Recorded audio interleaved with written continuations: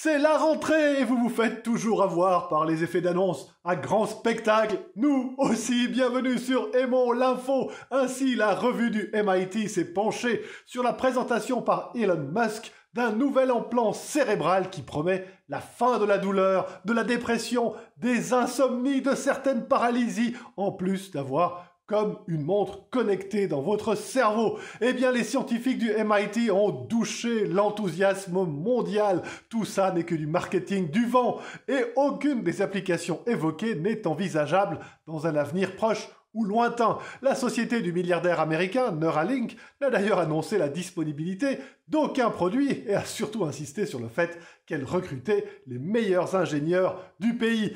Car les États-Unis se trouvent devant un défi autrement plus pressant, le manque de singes. Oui, les tentatives de mettre au point un vaccin anti-Covid-19 nécessitent en effet de passer par la case expérimentation animale. Les singes, rhésus très proches de l'homme, sont traditionnellement utilisés pour ce faire. Seulement voilà, tous les labos en veulent désormais. Et la Chine, principal fournisseur en la matière, a connu les problèmes que l'on sait durant la pandémie. Enfin, on termine sur toute autre chose. Des spécialistes en audio ont découvert que le son produit lorsque vous insérez ou retirez votre clé de la serrure pouvait permettre de déduire sa forme spécifique. Pire encore, le micro d'un smartphone suffit pour ça. La plupart des expériences ont ainsi réduit le nombre possible de clés à 3 modèles seulement.